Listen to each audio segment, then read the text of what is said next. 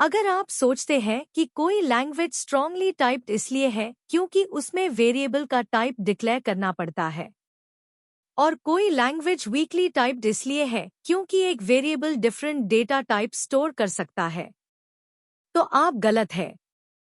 चलिए देखते हैं क्यों। सबसे पहले समझते हैं स्ट्रांगली टाइप्ड और वीकली टाइप्ड लैंग्वेजेस। इनका रिलेशन वेरिएबल डिक्लेरेशन से नहीं है। ये डिपेंड करता है कि लैंग्वेज इम्प्लिसिट टाइप कन्वर्शन करती है या नहीं। एग्जाम्पल देखिए।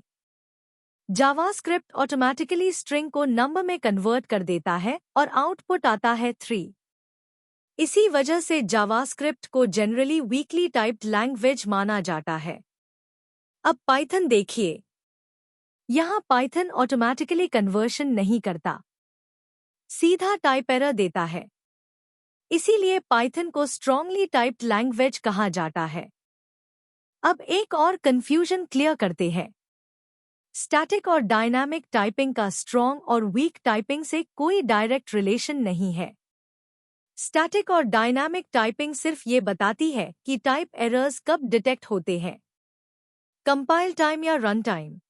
इस एग्जाम्पल में जावास्क्रिप्ट दूसरी लाइन को अलाउ कर देता है, लेकिन जब तीसरी लाइन एग्जीक्यूट होती है तब रन टाइम एरर आता है।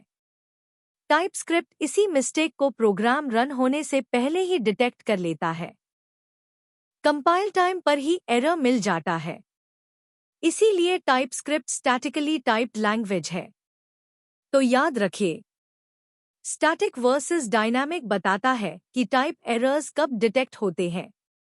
स्ट्रॉन्ग वर्सेस वीक बताता है कि लैंग्वेज इम्प्लिसिट टाइप कन्वर्शन कैसे हैंडल करती है। अब आप मुझे कमेंट्स में बताइए, पाइथन किस कैटेगरी में आती है और जावास्क्रिप्ट किस कैटेगरी में। अगर वीडियो हेल्पफुल लगी हो तो लाइक कीजिए और प्रोग्रामिंग के ऐसे हाई कंसेप्ट्स के लिए चैनल को सब्सक्राइब करना मत भूलिए।